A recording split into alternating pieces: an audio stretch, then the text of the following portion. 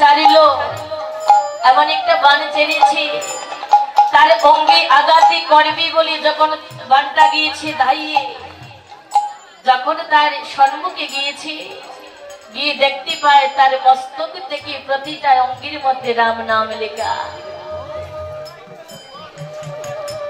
ওই বানটি মনে মনে ভাবিল আমি কার অঙ্গে আঘাত করব,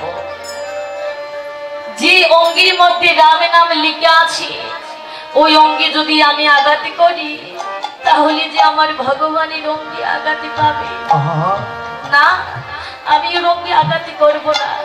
কেবল ওকে প্রণাম করি আবার রামের কাছে ছুটে গেল।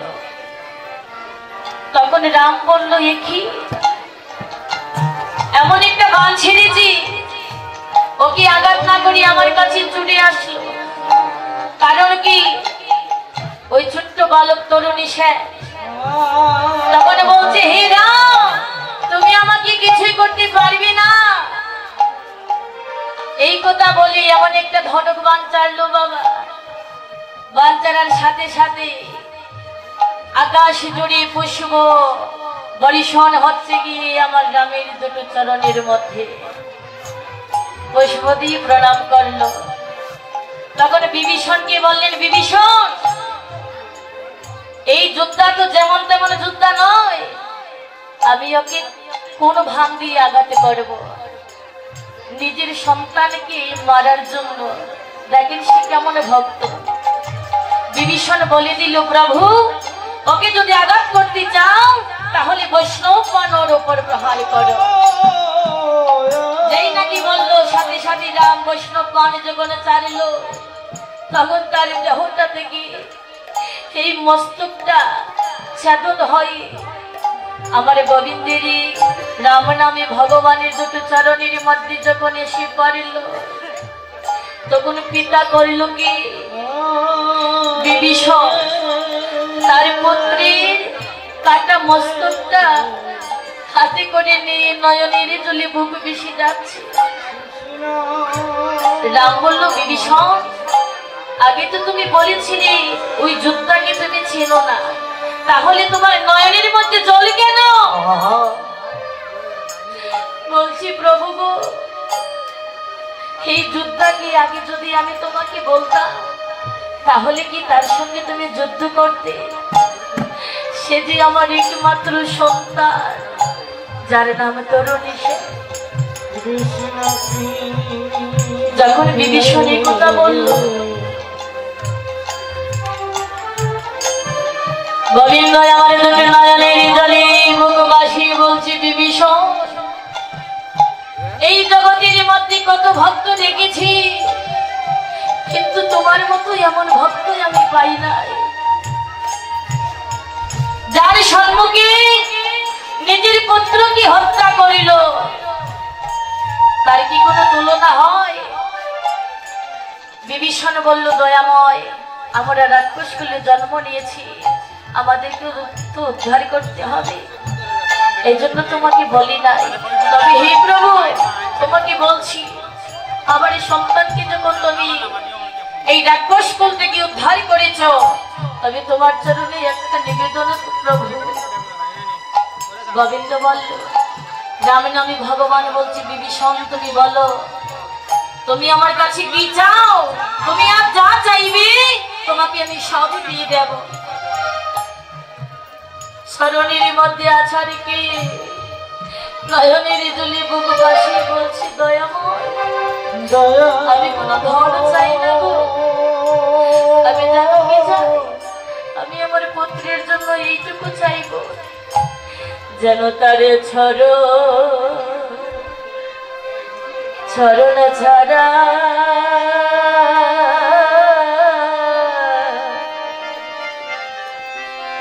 কর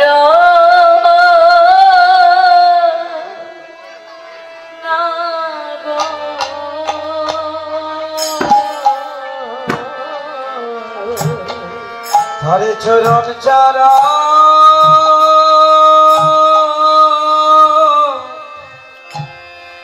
করো না গো, চরণ ছাড়া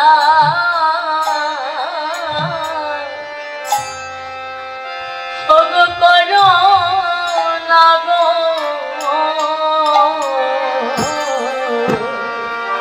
তোরে করো না চারা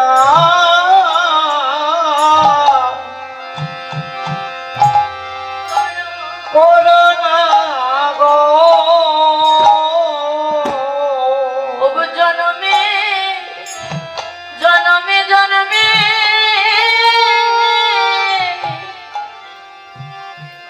শরণে রাখিও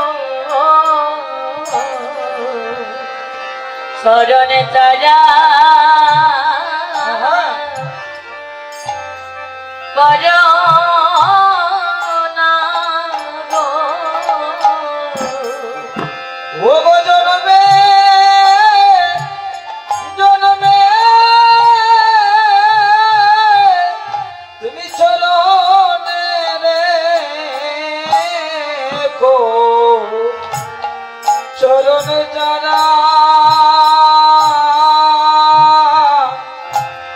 করোনা গো সেদিন সঙ্গ যারা তুমি কইর না গো ভোগ সঙ্গ চারা কইল না গো তোমার শ্রীচরণে আমারই নিবে তনে গো তারি সঙ্গ চারা তুমি করো না গো ও তোমার ওই চরণে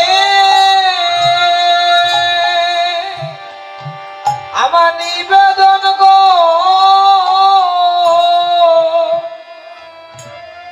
চরণ যারা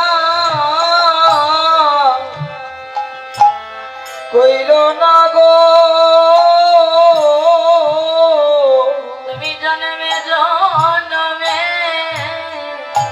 রাখি রাখিয়া চরণে গোবিন্দ হে জন্মে জন্মে রাখি রাখিয়া চরণে সেদিনই রাম নামে ভগবান বিভীষণের কাছে প্রতিশ্রুতি করল, হে বিভীষণ, যে পিতা নিজের সন্তানকে চিনেও সন্তানের বলে আমার কাছে স্বীকার করেনি, নিজের সন্তানকে মারার জন্য আমাকে বলেছি যে বৈষ্ণব বান দাও, তাহলেই তার মৃত্যু হবে। সেই ভক্তের সন্তানকে শুধু একই জন্মে নয়, প্রতিটা জন্মে জন্মে আমি যতবার আবির্ভূত হব ততবারই এমন ভক্তকে আমার সঙ্গ ছাড়া করব না। তাই গৌর হরি। সেই বিভীষণের পুত্র তরুণী সেন আজ দাপরে ছিল আমার গোবিন্দিনীকে মরম সখা, যার নাম সুবল। সেই সুবল যখন গোবিন্দ বলরাম সখাগণ মিলিত হয়ে খেলা করছি, আড়াল থেকে যখন শুনতে পেল যে কৃষ্ণ পণে রেখেছে যে দল হেরে যাবে, জয়ী দলকে কাঁধে করে নিয়ে বংশীবটের তলে যেতে হবে, তখন সুবল মনে মনে ভাবল, হে গোবিন্দ, আজ আমি তোর পক্ষে যাব না রে, আজ যাব বলরামের পক্ষে। কারণ এই পক্ষে গিয়ে যদিও হেরে যায় আমার মনের মধ্যে কোনো দুঃখ নেই রে। যদি তোর মতো ভাইকে কাঁধে করে নিয়ে বংশীবটের তলে যেতে পারি, আমার জনম যে ধন্য হয়ে যাবে। হরি বল। সুবল ওই কথা মনে মনে ভাবছি, সত্য প্রেমে বিভোর হয়ে নয়নের মধ্যে জল আর বদনের মধ্যে মৃদু মৃদু হাসি, আর হাতের মধ্যে তালি দিয়ে বলছি, কানাই আমি আজ খেলবো, তবে তোর পক্ষে নয়। কেন রে? সবলে বলছি আমার হারিলে ভালো জিতিলে ভালো ওই আমার হারলে ভালো জিতিলে ভালো হারিলেও ভালো জিতিলে ভালো ওই আমার হারলে ভালো জিতিলে ভালো আমি কাঁদে নিব আরে স্বামী ত্রিভঙ্গ হারিলে ভালো আমার জিতিলে ভালো ওই আমার